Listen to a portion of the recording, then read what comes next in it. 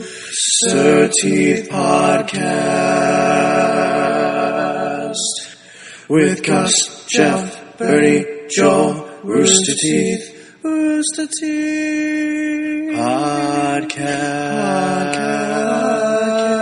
Podcast.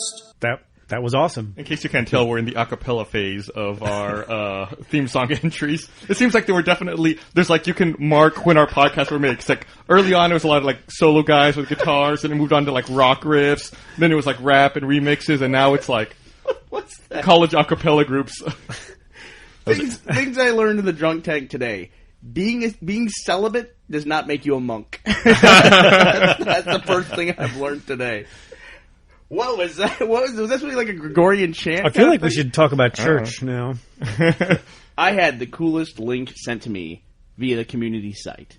And if you follow Red versus Blue, this will make sense to you. And if you don't, too bad. Someone sent me a link that there is a new programming language. It's an AI programming language developed at MIT, and it's called Church. Irony. Nice. Is that irony?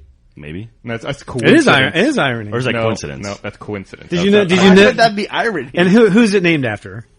What's that? Who's it named after? I don't know. It could be It's irony. named after I thought you were saying that it was named after an actual guy, right? A guy named Alonzo Church, who was some kind of doctor who forwarded the field of AI research. Alonzo is Spanish for Leonard, right, Gus? He had a girlfriend that was a real bitch. I don't know. Did you know that? Did you know that before? No, yes. I did my research. Well, we know the name of the program that's going to kill that program. We do know the name of the program. The program will be hit by a train going in reverse. All right, what are we doing, Gus? Oh, it's a podcast. We Hey, got podcast. Jack, Bernie, and Joel, along with Gus here. Hey guys, I have an important question for you all. So, How was PAX? Fantastic. It was shocking. That was a lot of fun. I had a really shocking good time. is definitely the word I think I would What? use as well. Did you get shocked? in Boston? I got shocked fucking constantly. Yep. Okay, nobody said anything to me I saw about other that. people. Brooke, from the Frag Dolls, also had a Twitter talking about it as well. It's like the carpet. I don't know what it was so dry there. It wasn't only in the expo hall; it was everywhere. The car, the fucking hotel room. This is how superheroes get started. That's what I was thinking. I thought I had developed some kind of like dark Jedi powers. 'Cause every time I used the elevator, it was like bolt of lightning that shot out of my hand to the elevator buttons. It was nuts. I'm surprised that my iPhone is still intact and working. I'm sure Robert Ku's going to work on a way to trend this on Twitter, like PAX electricity. You had a theory that they were kind of pushing the pack sickness thing again, right? Yeah. I have a feeling they were pushing like the norovirus and all this stuff. Because I think Robert Ku just wants to get people sick to get another trend on Twitter. Like he's like, like the superhero villain. Like he's going to infect 65,000 people with a disease so he can become a top trending topic in Twitter. It's brilliant. And this is how superheroes are born, right? Right, It's and under someone's gonna have circumstances, like one lowly geek person or whatever Yep. will some side effect. Like he's going to get sick, but then it's going to make him like, super powerful. yeah, he'll be able to play Modern Warfare 2 nonstop for 36 hours. And what better place for that to happen? Maybe it's like Unbreakable, where like Robert Ku is like the bad guy, but you don't really know. He's like looking for his hero to be his villain. I think Tycho looks like an evil genius. Yeah. He's Oh, too yeah. nice, but if he just like got a grimace on his face, I could definitely Like a see Persian cat. He was like that. Yeah, exactly. That'd be awesome. But you mentioned Brooke from the Frag Dolls. Mm-hmm. And you and I got busted, Gus. Hold on. You and I got, Yeah. we got straight up busted. I got some very angry text messages from her husband. Oh, did you? Because we committed to go to this Frag Doll party and then we didn't go. What does committed mean to a party? I don't know. We said we would go. We were on a list. We were on a list or something. But when promises were made, we were not. The rules were changed after promises were made. Let's just say that. The rules were set, promises were made, and then the rules were changed. Well, did you sign a prenuptial agreement before the party? They said we said we would go. Then they said, "Oh, you can't wear T-shirts or sneakers or hats. I've had that. You have to be dressed up." I've had that dropped on me. Yeah, that's not how before Gus work. rolls. And it's like, the way we pack. Yeah. There's no- Yeah, it's convention gear, man. It's t-shirts and people hats are and shirts. Yeah, people are traveling. A horrible thing happened to me at a convention where they signed me up for some dance or something like that, and then like the last second they're like, "Oh, you have to be wearing a tie." Didn't they tell you at one con, Joel, that you had to wear tux for the auction? That's what it was. And then before I knew it, they were like, "Oh, by the way, we're auctioning you off for tonight, just so you know." And then some other girl came up and put like some weird like bow on me because I didn't have a tie. It was horrible. Was it a bow tie, Joel? I don't want to talk about it. It was terrible. It was like a poofy thing that the stewardesses wear. Yeah, but the point is, we really wanted to go to the party. We committed to it. We didn't think we could go. I mean, it clearly said in all caps. It was like, you have to be wearing this or you will not be let in. It's like, I don't want to go there and then not be let in. And then the next day they're like, why weren't you there? And we said, the dress code. And they said, oh, the dress code didn't matter. It's like, why the fuck is it in caps all over your invitation? Well, here's the other thing. I mean, you don't want to be the dude who shows up at the party not dressed up either, right. you know, especially if, you know, oh, it's Gus. Oh, what does he think? I don't want to be wearing my shirt, my t-shirt with a wiener on it that says, come and take it. Anything that was appropriate. While everyone else is in dinner jackets. And sports coats. Well, I'm going to be a little more honest here too, is that we had agreed to go, but I was coming off of probably 4 hours of sleep in the last 48 hours, it felt like. Because we were just jamming trying to get that presentation done for PAX. We got it done, and it was great. Thank you, Jack, for helping with the subtitles at the last second. Well, actually, the subtitles got messed up a little bit, so someone got to them after I got to them. The finger pointing has started. Yeah. And this is now the second PAX in a row where I have made the Frag Dolls mad. Yeah. Because they got their Assassin's Creed thing that I somehow fucked up or whatever, and they got mad at me for that. What'd you do? He talked to them when they shouldn't have been talking, when they were in their robes at PAX Prime. Acting like monks from Assassin's Creed 2. Because they promote Ubisoft games, you know? Well, you have that problem with monks in normal life, right? Where you just come up and talk to them. Start jabbering away at them. We're trying to... Okay. It's like you're celibate, huh? What's that like? What's up, Buddha? You want to make an intro to our podcast? So wait, what was this? I don't understand. Was this during the middle of a presentation, and you just... They were walking down the hall. I just didn't understand. Apparently I didn't understand. Well, have you played Assassin's Creed? I have. Okay, well, you have no excuse then, right? I guess I still don't know why I made them mad. And now I made them mad again a second time. Was your wallet missing? Yeah, here's what I'm going to say.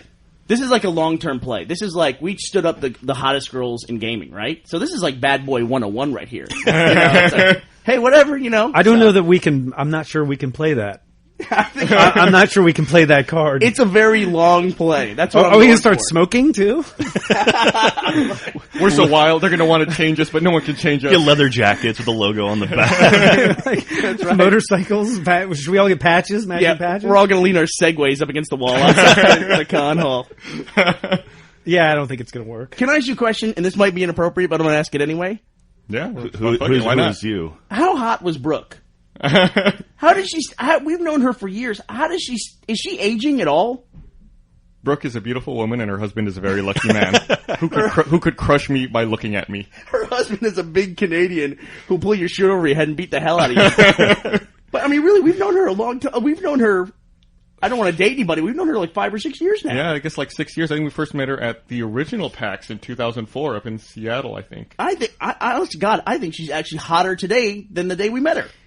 It's surprising that this group knows a female woman. haven't chased the female away in that time, and that's got to be some sort of record. Well, I mean, well, she was contractually obligated to be there. So. I guess so. She worked all weekend at PAX, where there's 64,900 dudes. Yeah. Well, apparently it was a pretty cool party. Everything I've read about it, it was awesome. No, she told me it was the only party she'd ever been to at a video game convention where there were more girls than guys. It's because of the dress-up club. It's because of the dress code. And all the dudes got scared off. All the dudes probably got turned away. Yeah, that's probably That would have been us. We would have been at the door, standing in the fucking snow. We're like, oh, can't get in. Hey, guys. Then I'd be the one sending angry texts. I don't want to be having to, like, pack a suit, to every deal, but that maybe I have to. Just put in a no hoodies clause, and you'll eliminate, honestly, half the guys. 3/4 or so. And, I mean... Who knew it was going to be a good party? Honestly, right? Who knew it was going to be a good party? You've been to these industry parties before, right? I mean, they're all... the funny thing is I saw pictures from that party.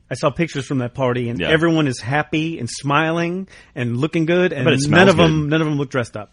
Yeah, well, see, that's the thing. Yeah, apparently the dress code was... It's like a picture of like didn't mean anything. 30 hot girls and like 3 dudes, and they're all smiling, especially the 3 dudes. Those dudes are still talking about it. Yeah. No one was there. I don't know what happened. It was great. And PAX there were tons of girls we could never hook up with there. I talked to one, but I wasn't looking at her. Yeah, plus big industry parties. Have you been to enough of those, Gus? Oh, yeah. I feel like I've been to enough of them, too. Yeah, instead of going there, I hung out with a bunch of... people from the community website. We hung out with the internet. Yeah, at the Sheraton Hotel. was a good time. Yeah. That PAX was awesome. It turned out like... Here, we're at an industry party now. Hey, what's going on, everybody? Hey. So How's that thing you're working on?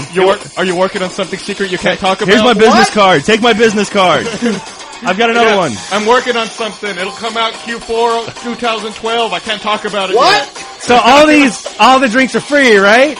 I have one drink ticket left. No, we're working on Red versus Blue. I heard there's a girl here somewhere. No, we're still working on it. Yeah, it's still going. Well drinks. I want a well drink. No. That's Tucker. I'm the other blue guy. No, I'm not actually on the show. No, I'm not Caboose. No, I don't know. Caboose isn't here. Hey, who let in the guy in the hoodie? There, you've now been to every industry party for the video game industry ever. A little theater on the podcast. Sound effects make everything better. No, but this PAX was a lot of fun. Like the first time I went up to the convention hall, the expo hall, though, I was a little nervous. It felt a lot smaller. But then once you kind of got the geography of the whole place, it sort of made sense, and it worked a lot better. Did you guys feel that? Like the first time you walked in, it felt a little cramped? The first time I walked into the exhibitors hall, I thought that. Then I realized that I was only looking at half of it because it had that weird partition in the middle where there were bathrooms. There was expo hall on one side, bathrooms and expo hall on another side. So I didn't fully get the geography the first time. I mean, didn't they already say that they're going to have to go somewhere else next year? Yeah, they're going to the bigger convention center next year. Remember a few years ago, Joel, when we wwent up to Anime Boston? It was you and I. You were still living in LA at the time. And I was at the convention center, and then you called me frantic because I told the cab, take me to the convention center, and he took me to the convention center, and it was empty. And I was like, all right. He took you to that other one. He took you to the one PAX is going to be in next year. Of course, right? There's always multiple convention centers. I think also it seemed like the booths were a lot taller this year. And so it kind of made it feel a little bit more cramped in. Like the PAX up in Seattle, it seemed like it was a lot more spacious. Really? I felt like PAX Prime was more vertical. Like it was taller. Yeah. Well, we were just in that space where they hold PAX Seattle, because Joel and I went to Emerald City Comic Con for one day, and they had no tall booths. Everything was just those short 10x10 booths. It looked enormous, didn't it? And it felt like the aisles were small. Man, it was crowded. Really? It was crowded. It felt like the aisles were smaller, but maybe, I don't know. Do you know the end scene of Raiders of the Lost Ark where they're taking the Ark? That is the boxes? exactly, wow. That's a perfect analogy. That's it was filled with people.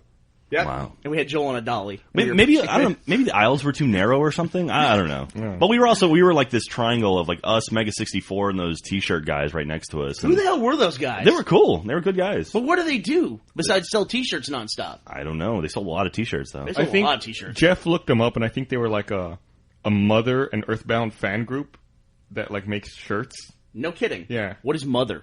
It's an old game for the SNES. Okay. They had like 12 They had like 12 employees there, though, right? Maybe NES, yeah. It's funny, I talked to them when we were setting up, and I guess they're based out of... Hey, what do y'all sell over at that booth? Have you guys met the Mega 64 guys yet? Who? Is that Rocco? I guess those guys, I think they're called Fun Gamer. They're based out of Tucson, and said they were thinking about moving to Austin. Oh, really? Yeah. Oh, that's cool. We need more T-shirt companies in Austin. Bernie's so fucking pleased with himself. I was like, that's the exact song too, right? I'm just glad nobody's asked me why I have Block Rock and Beats in my iTunes. Yeah. I was waiting to see all the comments on for that tank group about that. You've been planning that bit for so long that it finally paid off. That's right. I bought it years ago, hoping I could have one day talk about video game industry parties. Man, actually, the Mega 64 guys would crank on music every now and then and sort of start like some kind of crazy rave right in front of our booth. I shot some video of it too. So Did you shoot video of the final one when we were breaking down with a reverse hoodie? Yeah, I got that. No, did you get the other two dudes though? When they were breaking down, they had like a little mosh pit in front of their booth. Oh, really? And they were like, the two guys hugging. Yeah, they were these two kind of fat dudes who were really into it. And they took their shirts off and were like moshing around. Then they started like dry humping each other. Then that moved on to hugging, and then that moved on to full on making out, rolling around on the floor. Wow, yeah. They were committed. Yeah, they were not with Mega 64. They were just two dudes who I guess happened to be walking by and really got into the moment. Now in Massachusetts, does that mean that you're married? I mean, right? That's how. I've had a concern for a while now that when I was growing up, girls didn't kiss at parties. That didn't happen. Mm-hmm. And then when did that happen, Joel? Like in the 90s? Girls started as kissing? soon as I Joel's never talked to a girl. I was going to say, as soon as I stop going to parties. That's what I was going to say. Yeah, it's because it's true. Where are these parties? Not the industry parties. But you know what I'm talking about, right? Like that was a phenomenon that happened after. I'll tell you, that happened just right before. You know the picture that you sent me the other day that pretty much summed up the entire thing of the half-naked girl? Oh, yeah. And like the kid? Yeah. Yeah. I sent Joel a MySpace picture of a girl taking like her MySpace photo, and she's all like scantily dressed, and her kid's right behind her in the photo, like watching her. Nice. Yeah, it's nice. That's horrible. Must assume maybe little brother, hopefully. So she puts out. I would assume so. But but I've had a concern for a while now that that's going to start bleeding into guys wanting attention and guys starting to kiss at parties. Well, that's Twilight, right? Nobody. I mean, it's already started. I hate to tell you. I think we're at that point. That's Twilight, right? If it's girls, it makes the party awesome. If it's guys, it makes $140 million at the box office. It's just opening weekend. Yeah, but let me be clear. Nobody wants to see that. You know what I mean? Nobody wants to see that. Well, apparently some people do. $140 million can't be wrong. Is there kissing in Twilight from guys? I don't know. Okay. I like just to talk about stuff that I don't know anything about. You just like to make assumptions, right? Yeah. It's probably a safe assumption to make. Well, you saw Twilight, didn't you? You talked about it in the other podcast. I saw. I didn't mind it. I saw a lot of it. Let's put it that way. But it didn't make any impact. It just wasn't like this horrible thing that, drove me away. Let's put it that way. My sister's big into that. She's like, "Oh, I love vampires." I'm like, no. Those are not vampires. Those are just sparkly, immortal perverts. That's all they are. It's funny how vampires, it's just a genre that just is not, it's like country music. Like, it's just going to keep coming back. Yeah. And money's going to be made off of it. But it's like what we talked about, like last month or 2 months ago in the podcast, is we were trying to figure out what the most remade movie ever was. Yeah. And then we ultimately figured out it was like Dracula or like the Wolfman or something Dracula, like that. Right. It's just one of those archetypal, villains and monsters. Yeah, the thing that bugs me about Twilight, though, is like, what are like the staples of vampires? It's like they turn to bats, they can't go outside during the daylight, and it's like Twilight, they just completely change all that. It's like, oh yeah, they can go outside when it's sunny. They're sparkly, by the way. It's like, Well, it's funny. I think if you add something in and your version becomes popular, then it becomes canon, if you will. I don't know if. By the way, just so everyone knows, vampires aren't real. Right, that's a good point. So, don't tell Anne Rice. You can probably change the rules if you can make money at it. But then it's not a vampire. Every 15-year-old girl listening to this podcast just turned it off. So now we're free. Both of them? Oh, no. I'd like to think if vampires are real. 0 listeners. How will we ever manage? I don't think the bat thing was the original deal. I don't think they turned into bats. Yeah, I don't think that was originally. I think you picked that up from Sesame Street. I think you picked that up from Sesame Street. The Count? He turns into a bat? He's the only one that I can remember, right? No. There's Dracula turned into a bat. I don't know when that started, but I don't think that was originally. Have you seen the Japanese vampires? No. They hop. Like they hop around like bunnies almost. It's weird. Like, man. Is it over a long distance, or is it just like that's for how walking? That's how they move. They don't fly. They don't run. They just hop. It's like I saw a trailer for some Japanese vampire movie at the Draft House one time. It's like, what the hell is going on? Is like, it all Japanese vampires, or was it just that movie? I don't know. It might be all of them. That might be like their sort of style of vampires. They also have tentacles. Yeah, I heard they're... Makes and sense. cell phones on their shoes. with Hello Kitty hanging off of them. So did you... I heard their Easter bunny is a werewolf. Are we done talking about PAX? No, I was about to bring it back. Did you get Wi-Fi on any of your flights up to Boston, Bernie? Did you break even on your in-flight internet? Not one. Oh, man. Four flights, because I had to connect through Dallas and then Chicago on the way back. Not one. That sucks. So now I'm 2 for 10. Jeez. Waste. Total waste. Yeah. 20%. Fucking American, man. Half of our flights, Jeff and I connected through Chicago, and the flight between Austin and Chicago did, which you said was the one you had it on. Yep. But the Chicago to Boston did not have it. Although the Chicago to Boston flight was on a 737, and the power ports were not like those cigarette lighter adapters. It was a normal plug. That's cool. Where were those ports? Because I didn't know. I couldn't find it on my seat. Oh. Where are they usually? Sorry. Do you know where they are? It might not be backwards. No. There was a little sign that said they all were there. Normally, but I didn't see where it was. In economy, it's like every 2 or 3 rows. Yeah. They'll have seats. They'll have signs up under where you put your baggage. No, that was literally on every single row. Oh, okay. But I couldn't find it. I sort of looked around. Like you see where I'm sitting. Let's say there's another seat here. Uh-huh. It's like in between the 2 seats down here at the bottom. Okay, so in between the sort of like where the armrest is on the bottom of the armrest. No, but below, like down where your legs are, like down here. So it's not on the floor; it's on the armrest. No, it's not on the armrest. It's like between the seats, like where the legs that support the seat. Yeah. Like down there. Okay. Looking for the ovula. You're looking for the ovula? What? Joel just made up a word. Joel went to fake medical school. He went to upstairs Hollywood Medical College while we were at PAX. Well, with the new healthcare bill. Joel just gave a 737 a pelvic exam. But yeah, if you're looking for the little lightning bolt, and then I found out that if you look on, at least on American, if you look at their little tool they have to tell you if your flight will have Wi-Fi, it also tells you what rows on that plane have power ports. Oh, nice. I don't like that tool, though, because it doesn't let you can only check it within 24 hours of your flight. So you don't know a long period of time ahead. Right. You have to wait till less than 24 hours before your flight, and then you can check. Because you're already booked. Yeah, right? it's like, what the fuck? Otherwise, you might book a different flight and actually use the tool for your convenience. Yeah, why wouldn't they show you when you're booking what flights have it, what flights don't? How many planes does American have? I don't know. Like how big 15? an endeavor would it be to put Wi-Fi on all their planes? How big would the fleet be? Okay, what's the over-under? I'll say, what's the over-under 1,000? What? 1,000 planes? Yes. They got 3,000-4,000 planes. It's over. Okay. Yeah, it's got to be closer to 5, I bet. Okay. I have no idea. You know, it's really scary when you know how many people are in the air at any one point in time. I take it back. American Airlines proper, the fleet size is 613 with 64 additional ones on order. Wow. How much was it? What's up? 613. That's it? Plus 64 on order. I could start my own airline. I got no planes, but I could add You can take a loan. 5 or 6.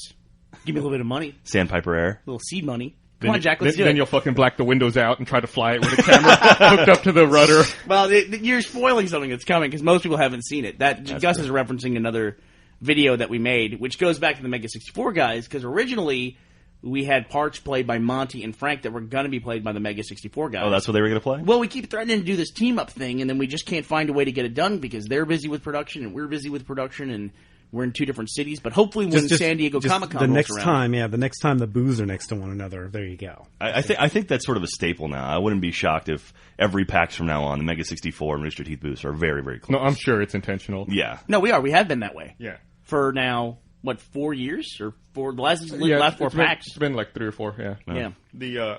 The MD-80 makes up almost 50% of American's fleet. Yeah. The MD-80 is a piece of shit, by the way. Yeah. Wait. No. But the MD-80 is also the plane that has Wi-Fi. Is it really? Yeah. I wonder why. I don't know. Before we get too far away, I just want to say the PAX where we were attached to the Bungie booth, the Mega 64 is not near us then. Okay, that's a good point. What? All right. I only say that because that was my first PAX I ever went to, so that's the reason why. Fair enough. And the one before that, we were across. We always find them, though, and say hello. Okay. So, well, now we're actually near them. You did you did an interview for Achievement Hunter Weekly Update with the Mega 64 guys. No, it's Achievement Hunter in general. Oh, it's just Achievement Hunter. Yeah. And I saw the raw footage. Are you just going to put that up raw? Maybe. I've got some footage of like the dance party and stuff like that. I'll probably intersplice with it. But and then also one night when we were breaking down for the night, and then literally they were just breaking down and dancing instead of collecting all their stuff. They're breaking it down. At one point, I was waiting by their booth. Like I was just kind of talking with them. And they had a table at the back of their booth, and I guess under the table they had a lot of shirts and like overstock and stuff. And I guess one of the guys went back there to pull shirts out so he could restock what they had out.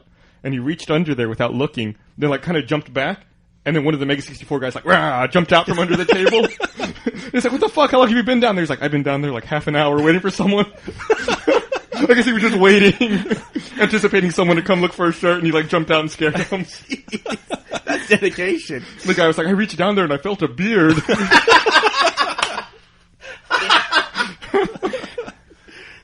The table's going through the change of life. But those guys, they went for 5 minutes straight into the camera, and it was hilarious the entire 5 minutes. Yeah. Just nonstop. Are they? Well, I'll let people watch it, but you should put it up. You should definitely put up that. I'll put it. It'll almost be the entire raw footage I shot, but it's good stuff. It was funny. It was funny, dude. Really funny.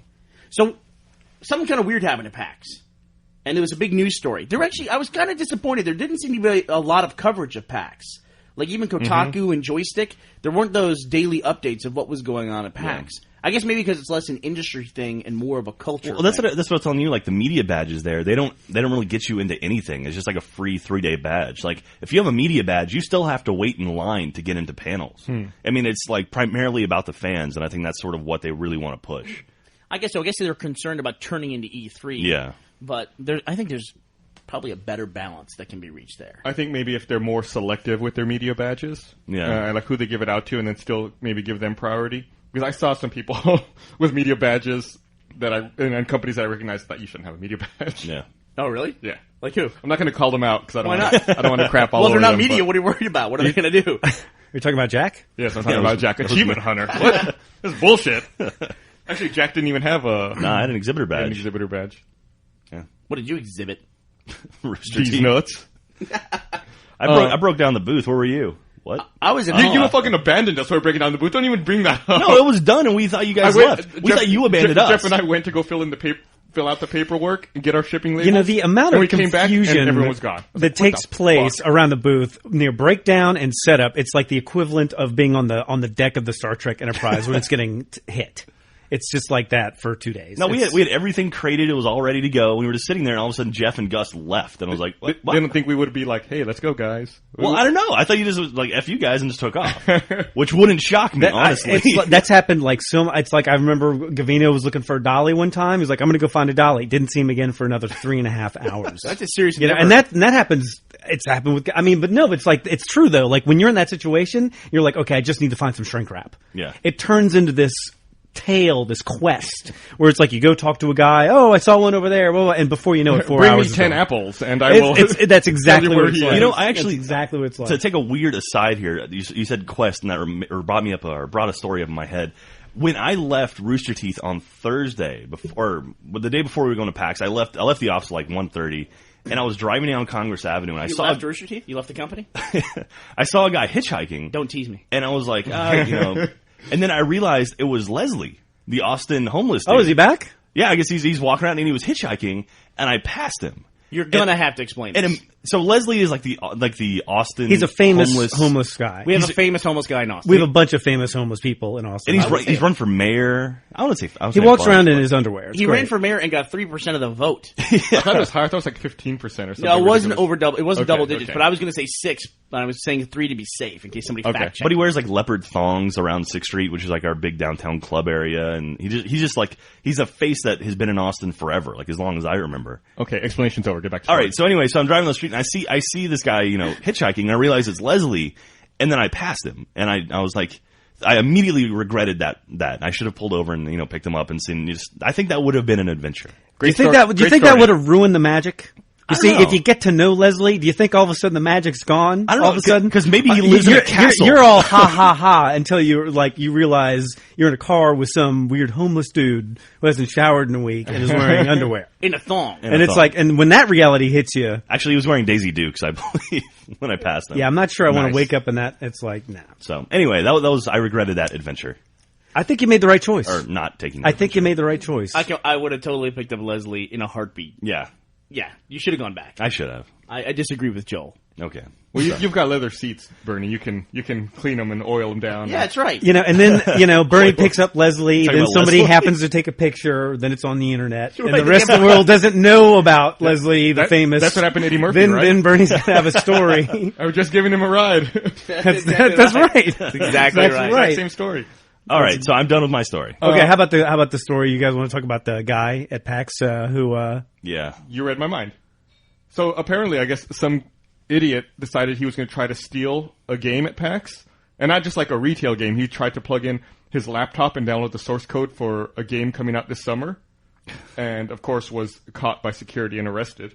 And the name of this game is Breach. Did any of you play Breach Yes, while you were there? I did. Sort of actually. ironic. That's That's ironic. See? Yeah. it actually looks really cool. I can't believe it's going to be a marketplace. In the like game, arcade game. you're in the game. You're in a convention center, and you have to plug in. Never mind. So this kid too, he also they were asking him hey, what are you doing? And he's like, oh, I'm stealing your game. And they're like, wait, what? And then eventually I guess they said, oh, stop it, and then he ran. And they Had he not caught him, actually. said, I'm stealing your game, let's say he said something else, he'd have the game probably. Well, right? He told them he was trying to steal the game. He got caught, and then he told the police he was trying to steal the game. And then later he's like, "Oh no, I was just trying to get on the internet because the Wi-Fi wasn't working." Yeah, and then he said that he just really liked the game and he wanted to bring it home to play it with his friends. Yeah.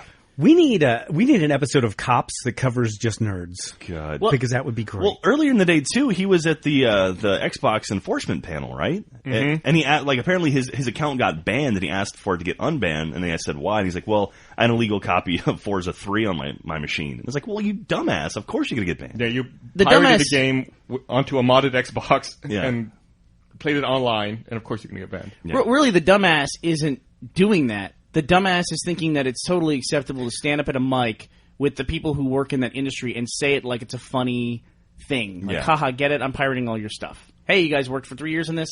I'm just going to take it. You're cool with that, right? He also offered the police $100 to let him go. Yeah. He sounds to me like a guy who clearly spends too much time in internet forums and doesn't understand that the world works differently. Well, and here's the thing too: it's not just that guy. You know, there's lots of people like that. I think it's Well, apparently after he was caught, that's what he says. Like, I know people. I can, if you let me go, I'll give you names of other people who pirate and bigger fish than me. What, he ratted them out? Yeah, he totally flipped and started trying to rat everyone out. What a surprise! And then he jumped bail. He jumped bail so he could play Modern Warfare 2. And this is why Jeff is not here today. Yeah. He said, "Oh, I'm playing Modern Warfare 2." It was like a 20-year-old kid, right? I mean, yeah, here's his picture if no one's seen him. God, what a douche. Yeah. That's the internet right there. It's going to be interesting to see what happens with this fellow. Well, I mean, it's like he gave an interview to like Joystick or Kotaku via Xbox Live as well. Yeah, it was Joystick. Yeah. That's why they knew his gamer tag, which is why they know when he didn't show up for court Tuesday morning, that he was playing Modern Warfare 2. Then they said they sent him a message, then he immediately logged off. Like, hey, shouldn't you be in court right now? Oh shit, court. What? It's 8 a.m. already. BBL. That's a fast court appearance. That's a really fast court appearance. Man. So what's the deal? You said you read an interview with him. What did he say in the interview? No. I didn't talk to the guy. I'm saying Joystick did. Yeah, but he said you read an interview. They basically he was explaining what he had done and like why, it's not a bad thing. I just wanted to play with my buddies again. And it's like, you're a dumbass. Wow. Yeah. I mean, it's just like there's nothing there. There's no censor there. He's just a moron. I think it's just being in an environment where you're constantly surrounded by people who support this. Like, this is okay. It's no big deal. And it happens all the time, or you think it happens all the time, and there's no repercussions, it seems like. Well, I mean, this guy could be the example. He could, hopefully they'll hit him pretty hard. They say he could spend like 5 years in jail. Yeah, I think he's facing, before skipping his court appearance, he was facing 5 years in jail and a $250,000 fine. Yeah. But for skipping court, now he has $250,000 fine. He has an arrest warrant out for him now since he skipped court. Yeah. So they're probably going to add on additional stuff. Apparently the guys who do that, who do breach, also do a lot of military contracts or something, or government contracts. And so that was like the big deal. It's like he could have pulled something by accident. That would have been like national security. Well, come on. I doubt they're taking national security stuff to the next floor. No, but he's I also heard he knows where Osama is. And he's lucky he didn't pull any protected data beyond what he already did. You know what I mean? He had 14 megs out of a 2 gig file, is what they said before they stopped him. He was probably going to just, he's probably looking forward to posting about it, saying, I even told him I'm taking your game. And they're like, okay, cut it out. And I just stood there and got all 2 gigs, and here it is for everybody. God. Weird. You think now, like, the Breach guys are actually kind of psyched about this because they're getting a lot more press? I honestly, I had not heard about Breach until this happened. Yeah, there you go. Yeah, I hadn't heard about it. Earlier in that day, I was walking around. Maybe and they I saw hired the game, him. and it looked really cool. And I was like, oh, wow. I took a card. I talked to the guy there for a bit. I was like, I'll check it out later. And now it's this huge deal. What is it? It's like FPS. Yeah. Yeah? Yeah. Okay, then that's going to be an arcade game. Yeah, $15. This was probably one of the best cons I've ever seen specifically for arcade games. Yeah. Because they had that, they had the Monday Night Combat. Monday Night Combat looked great. Yeah. It was like an alternative sports game, and I didn't get a chance to play it, but you did a interview with the developer. I talked to one of the guys who worked on it, so that'll be up eventually. It looks cool. Seems like they're definitely pushing arcade games more and more. That's what this was like at the Xbox Live party here at South by Southwest. It was like all arcade. Yeah, that Monday Night Combat is like a Team Fortress 2 Powerball, basically. It's pretty neat. And I'm not sure if anyone else cares, but there was also a Hydro Thunder remake. Yeah, hell yeah. That was pretty fun. That got to be in my top 10 all-time worst arcade games. Really? Hydro Thunder. Did you ever play Arctic Thunder? Yeah, it was in that era of video games when I think the arcade was dying, and everywhere I went where they had a lousy, shitty, like 3-machine arcade. And 2 of them were like Big Buck Hunter. And Hydro Thunder, right? Or Golden Tee. Yeah. Exactly. It was one of those peripheral games. It was Area 51, the Buck Hunter game, and then Hydro Thunder. And if you were lucky, Time Crisis, which was actually a very good game. Time Crisis 2 is one of my favorite arcade games ever. Area 51's fun, too, if you play with both guns. That's a blast, like John Woo style. Just put in 2 quarters and play both players. That's a lot of fun. You ever done that before? Yeah. Oh, I worked in an arcade for like the first 3 years of my career. It's all been downhill since then. Really? Was it the gold mine? No, I worked at, so it was Sega City, then it was GameWorks, the one in Lakeline Mall. Speaking of Sega, why did Sega have a 10x10 booth next to us in the corner of the convention center? I don't know. Our booth was bigger than Sega's. Our booth was double the size of Sega's. Yeah. What is that? I don't know, man. And it was staffed by a guy who I don't think actually worked for Sega. I think he just ran the booth. Maybe he was just a huge Sega fan. It was like, I want to set up a booth for them. He had a cool shirt though. That to me just says that they were not pushing anything. Or? No, they had 2 kiosks set up with like Bayonetta and some other game I didn't recognize, and a couple of like DS stations, right? Yeah. And that's it. Now, I'm looking at that. I'm like, maybe they had some other game that they thought they could start promoting. No, they were promoting anything. That's no. I know. Maybe when they made arrangements for the booth, maybe they thought they were going to have something out in time and didn't. Maybe that knew that Thief was going to be there. They didn't want their stuff stolen. Well, it's just amazing to think, 15 years ago, Sega was the number 2 gaming company on the planet. And here they are in a booth half the size of ours. That's, wow. The whole... Well, it might be that they didn't want to be there. They had the budget money to be there. And I'll be honest, you don't know what's going to happen with any of these conventions. Who knew when PAX started, and it was 3,000 people, that it was going to grow to what it is today? But what I was going to say was that we all know now at Comic-Con that it is too late to get a booth at Comic-Con. If you want one, you cannot get a booth. It's not going to happen. Were any of you guys surprised that they're sold out of the East Coast PAX and they have to move to a bigger location? No one's surprised by that, right? No, I'm not. I'm surprised that they did it that quickly. That it went in 1 year. That they were sold out. Like you couldn't walk up and buy a ticket the day of the event.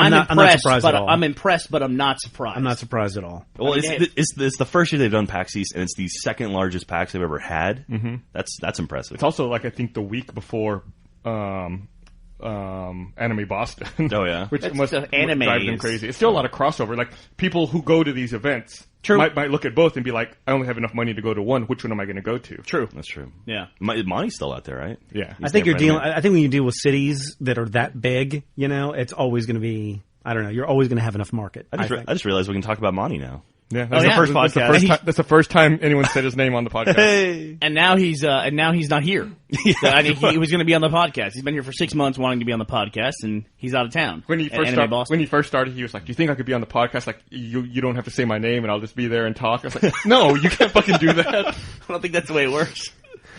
But no, what I was trying to say was that maybe Sega's doing the smart thing and just. We have a booth this year, so next year when we come back, we can get a booth whatever size we want next year. Just like kind of reserving future booths. That's pretty smart. Maybe. Yeah. I mean, there are big companies that cannot get booths at Comic-Con anymore just because they missed the boat. Now that you're saying that, I think the Sega booth, either at E3 or PAX last year, they had a big Bayonetta thing. They had a really big booth, if I'm not mistaken.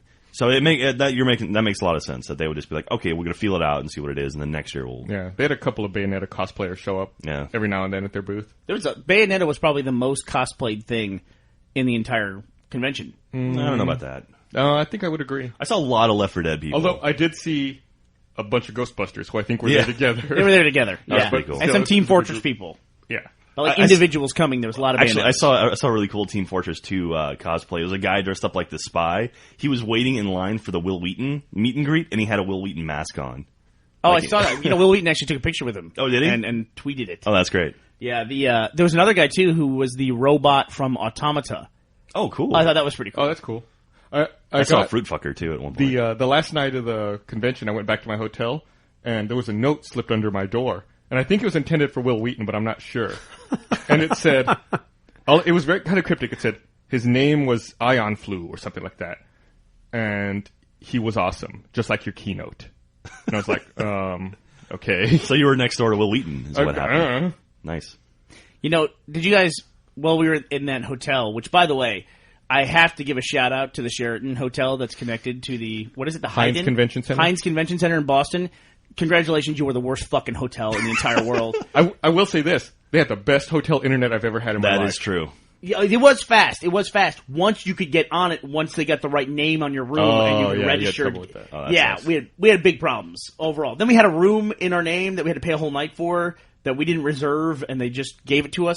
This is stupid. And we accidentally registered for a room. And No. We didn't accidentally register for a room. That's a fuck up on their end. No, I know. Yeah, they just said, "Oh, you have another room," and I said, "Oh, well, then give me the keys for that one too." And then there goes 160 bones down the drain. Yeah, that hotel internet was so fast. Like the first night, I was working out like a banner situation, and I had to upload a 250 megabyte file to FedEx. It uploaded in 7 minutes. Like it was uploading at 1.1 megabytes a second for a while there.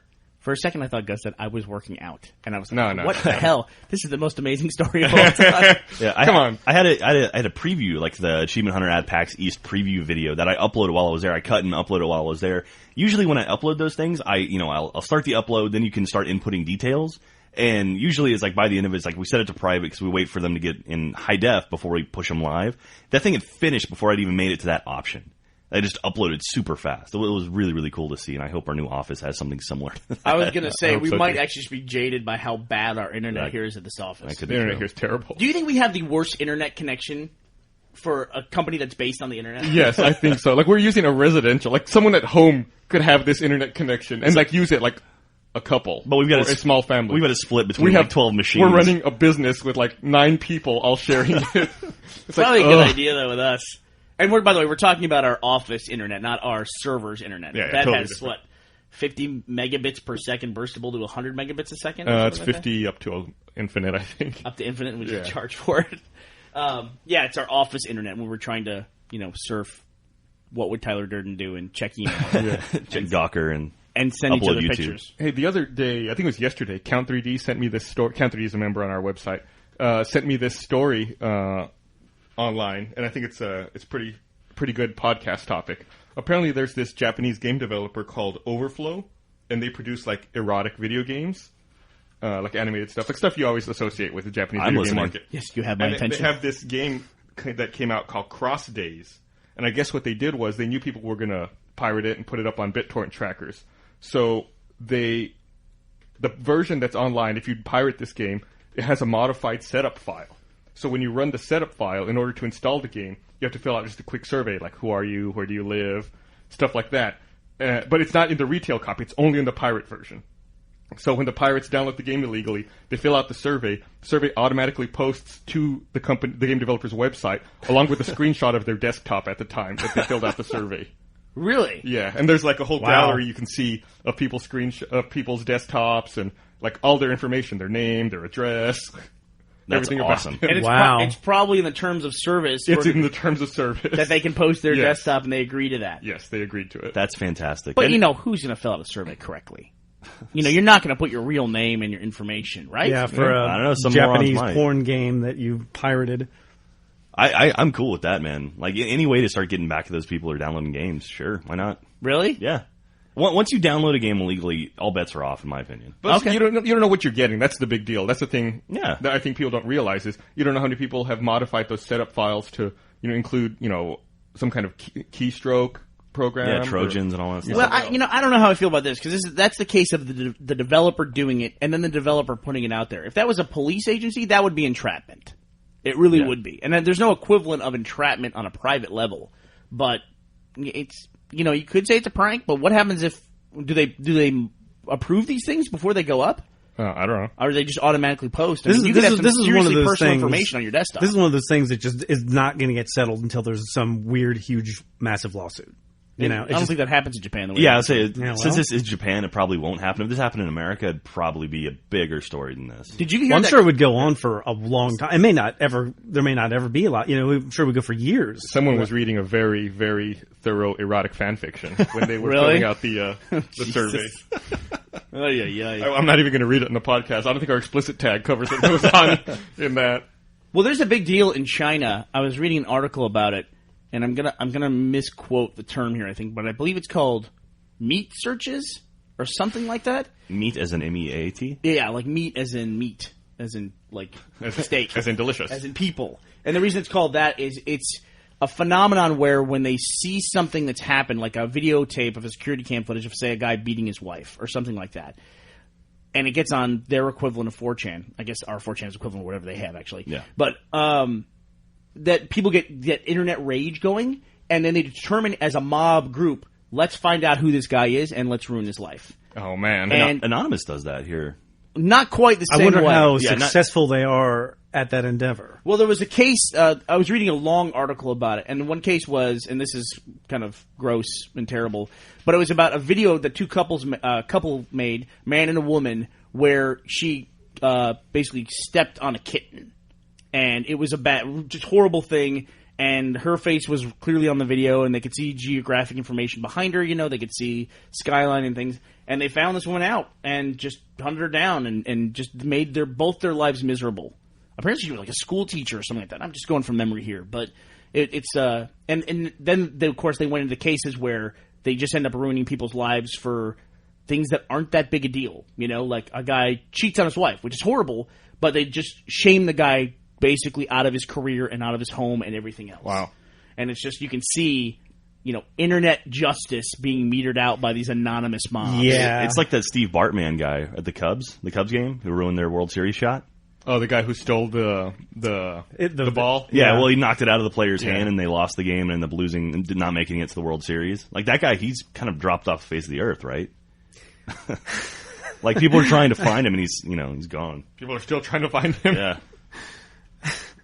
Well, we got, now that we're done with PAX, we got one more event coming up. We got the Alamo Draft House event. I need to correct myself real quick. Oh, sorry. Human flesh search is what it's called. It's a phenomenon of massive research using internal media such as blogs and forums. They should definitely rename it Meat Search. It is based on massive human collaboration. The name refers both to the use of knowledge contributed by human beings through social networking, as well as the fact that the searches are usually dedicated to finding the identity of a human being who has committed some sort of offense or social breach online.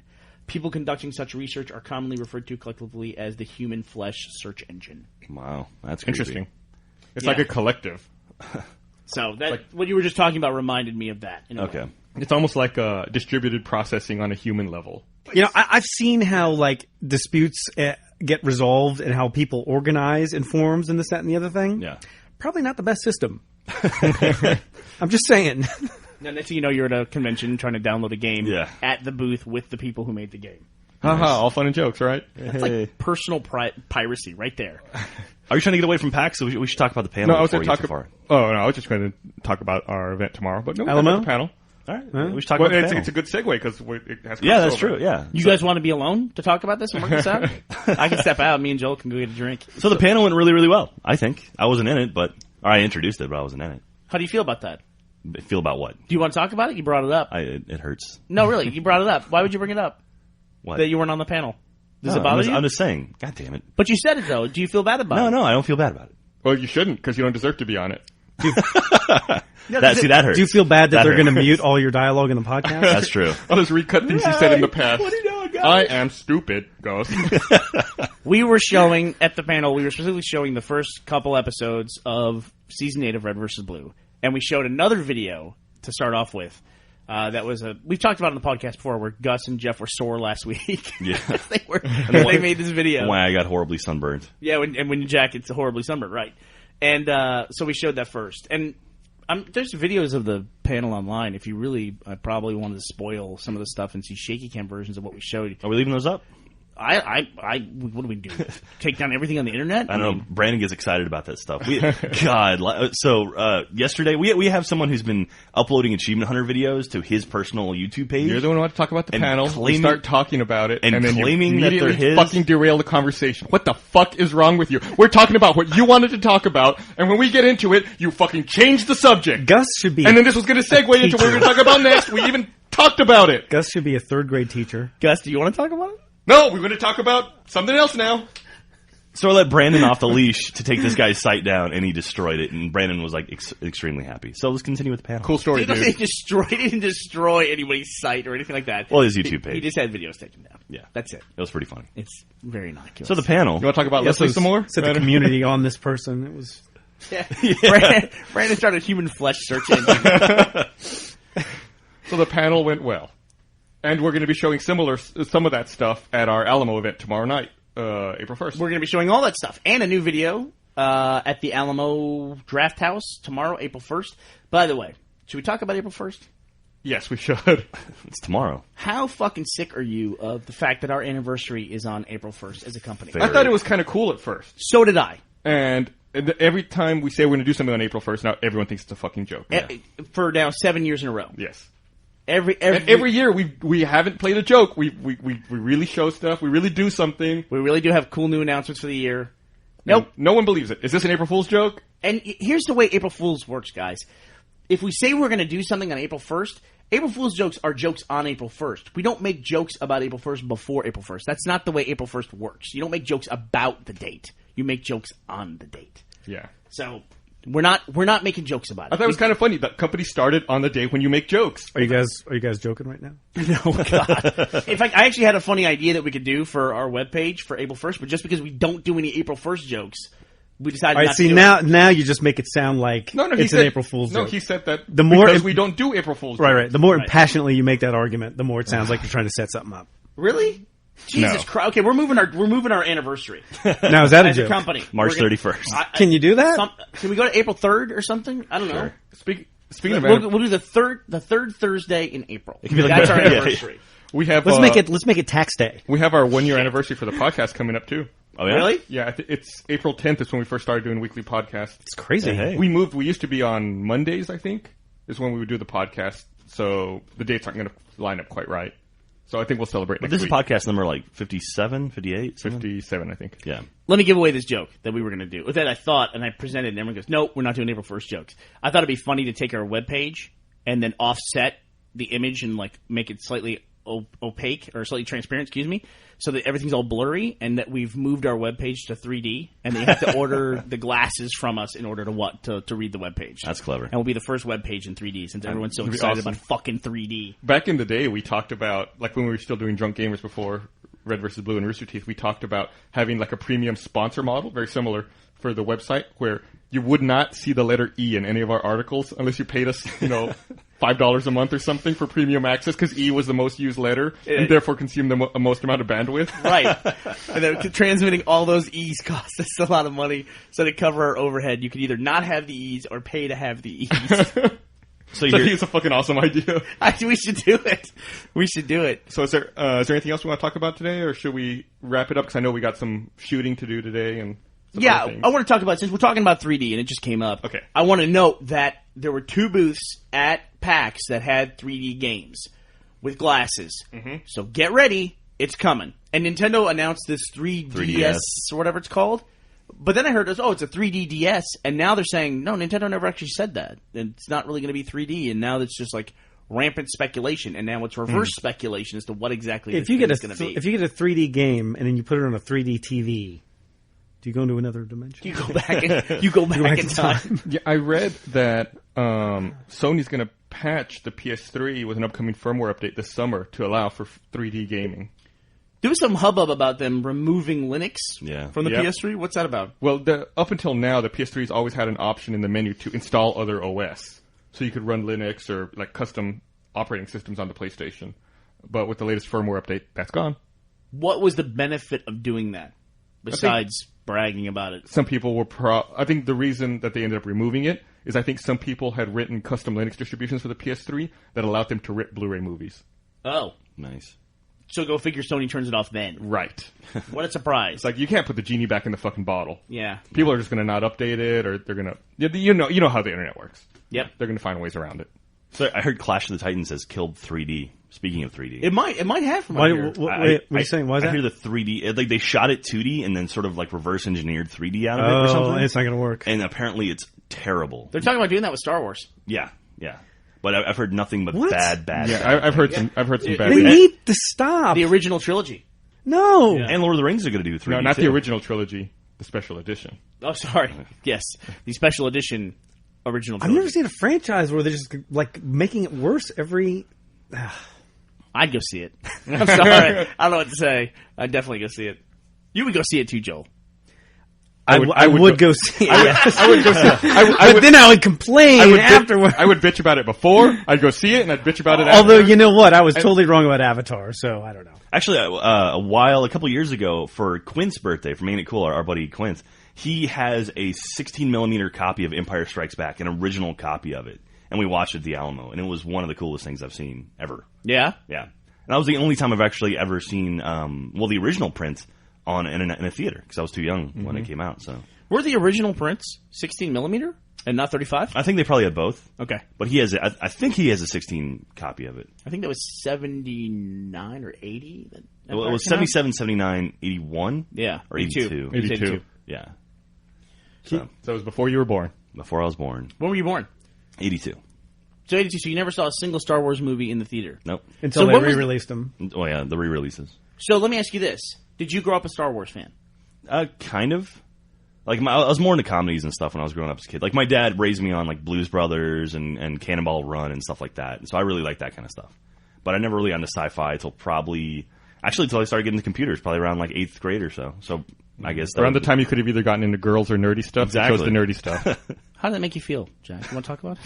You brought it Let's up. talk about it. You want to talk about your dad? You have a pillow? I can lay down. Let's tell me about the Blues Brothers again. We can do this NPR style. But We've done that already. so what was the first time that you saw Star Wars: A New Hope? And how did you see it? I probably saw it on VHS. How old were you? It didn't come out for a long time. Right. Yeah. You may have seen it on HBO if you ever had that. I know, Yeah. like when I was a kid, that's how I would wait for it to come back on HBO. And I'll tell you what, the first movie that I remembered seeing in a theater that really blew my mind was Jurassic Park. Like that, and that was I think 6th grade for me, and that was the movie for me. That was my Star Wars. I would say that was the movie that made me want to get into filmmaking. Really? Yeah, I can tell you which theater I saw it in. I saw the Alamo Lake Creek up in North Austin. I saw it probably 6 times the first weekend it came out. Yeah, like I remember I literally would go see the movie, get out, go back, and get in line to buy a ticket for the next one. I wonder if you've even seen the original. I guess you have seen the original trilogy, like the way they aired theatrically, or yes, those they've are since available released them on DVD again. Yeah, But no, they were for a while, and I think they're gone Yeah. again. So you didn't see Star Wars in the theater. No. You did not see Indiana Jones in the theater. I have now, but not when I was a kid. Right. Interesting. Yeah. Very interesting. What about you, Gus? You were born after Star Wars, right? I was born in '78. I was too young to remember, but I saw Empire in the theater, and I do remember seeing Jedi in the theater when I was. So when did you see Star Wars? Like anytime I'd wait for it to be on like HBO or something. My family didn't have HBO, but I had a neighbor who did. So when I knew Star Wars was going to be, back in their rotation, I'd go over and I'd watch it constantly. Okay. Joel, think about that. Can you imagine today if they put something out in the theaters? I was on set when they shot it. So. Oh, were you really? Yeah. Jack was good friends with Chewbacca. You were not really on set, were you? No. Okay. Who knows? I am that old. You said that with confidence. Well, you were old enough when it came out. You saw it in theaters. I told that's the thing. I know what you were getting ready to say. Where it's like, I'm not sure that it's possible to have an experience like, I remember being like 7 or 8, seeing Star Wars in the theater, going, this is unbelievable, and then it's gone. Yeah, I know. And then it's gone. Yeah. It's gone for years and years and years. You just talked about it for years. Any access you had to that universe, to that whatever, you would do it. Like I remember the action figures. Yeah, that's the closest thing you could get. That's how the toys blew up, right? Toys you would like try to recreate the story in your mind, or like try to remember it. You could not watch it. Like that's the thing. Like we spent more time probably recreating it in our head, going over it, than we did viewing it. Which is now that's not how it works now. And there weren't TV shows and video games and no. That's it. Like any access, like if Harrison Ford was on a news interview, it'd be like, oh my god. I just remembered. I actually had a VHS copy. I recorded it off of HBO. But when was that? HBO. It was like, oh shit! I must have been years after like the fact. 88. Yeah, 88, 86. I put them I copied them onto VHS, and like that's what I would do. Like I would watch on the weekends. Right. But even but when there was still and even then it was like a VHS copy that I made off of my TV. Even when like Return of the Jedi came out, they didn't re-release the other ones. I think I heard they did, but in limited runs. But you just had to remember what the story was about. I saw Star Wars in the movie theater. I saw it 36 times in the movie theater. Jesus Christ. Because it was also a kids movie, so all my parents' friends took me to see it because they all wanted to see it over and over again too. So we were always going to see that movie. It was like a medal that you wore. Yeah. I saw it 12 times. Yeah. I saw it again. Saw it 13 times. Man, I can't imagine how many times I went and saw. But but all those movies combined. It's just a testament, and we've come such a long way that now we have so much available on demand and instant access. Well, it's like we were talking about Disney and how they will put stuff in the vault, quote unquote, and right. to sort of create demand or whatever. I mean, I think there's something to it. I think so too. And look, we're talking about Avatar. It's coming out next week or the week after on DVD. Mm-hmm. That's crazy. Yeah, well, I mean, who makes that decision nowadays, not the director probably anymore, it's probably the studio heads, where it's just like... I would imagine James Cameron was heavily involved in that decision. Did you see the... Was he? I don't think anyone's going around James Cameron determining when his movie's going to come out. I'm sure no one wants to upset the you think multi-billion-dollar filmmaker. Yeah. Did you see the thing about... I guess so. Did you see the thing that James Cameron said there's not going to be any trailers or previews or commercials on his DVD because he's like, my movie made $2 billion, you're not putting commercials on my DVD. Yeah, I mean, that's a DVD you're going to have for 10 years. You don't want to see, coming soon, The Blind Side 2. It's just Avatar's going to be the Twister of new systems. Do you remember when DVDs first came out and people were showing off their stereos? It was always fucking Twister. Really? Was it Twister? But the movie that sold DVD players was The Matrix. Yeah. See, I remember reading about DVD players and everything, and reading about home theaters before I could afford a DVD player. It seemed like the movie they always had in the screenshots was The Fifth Element. Yeah. And I think that's the only reason anybody saw The Fifth Element was because of DVD. The shot of her jumping off into the cityscape. Yeah. That and Dark City. Those two movies, Matrix did extremely well on DVD, but you would never have heard of Dark City and The Fifth Element if it hadn't been for DVD coming out. I think I saw The Fifth Element in the theater. I saw Dark City in the theater. I saw Dark City on DVD. I forget why. I forget why I saw it in the theater, but then I saw Matrix. And I was like, oh, this is Dark City 2, basically. Yeah. And then it was like, what's Dark City? And I was like, it's so much better than this. Yeah, Dark City was really good. You thought Dark City was better than The Matrix? That's madness. I should say Dark City is better than the Matrix trilogy. Well, it's one movie. So compare Matrix to Dark... Shut the fuck up. Fight. All right, well, let's wrap up. We got a lot of work to get done. All right, no other plugs? Everything good? We got the thing tomorrow if you're in town. Is that sold out? How about the first episode of Red vs. Blue Season 8 is tomorrow? That's right. April 1st. What time? 7 p.m. Central? Joke's on you. What time are we going to put that up on the website? 8, 7? Are we going to have... Oh, that's a really good question, and one that we are debating. I know that it'll be up 3 hours ahead of everyone else for sponsors. It'll be up. And then we're also trying to work on a way to do some other cool stuff for sponsors as well. But we're still working on it, so I can't really talk about it. But please watch the website if you're a sponsor, because I would hate for you to miss it. It might be a limited window kind of a thing. Thank you. So be on the lookout. So probably around, afternoon, I guess? He just said he's not going to say. Yeah. What the fuck is wrong with you, Patilla? You've gone weeks without pissing me off, and all of a sudden here we are, and you're not even in your normal seat. Yeah. Joel's in the shit seat. Yeah. Dark City made $14 million at the box office. Awesome. Less than Tron. Less than Tron. All right. Well, that's it. Bye. Thanks for listening. How much did Tron make?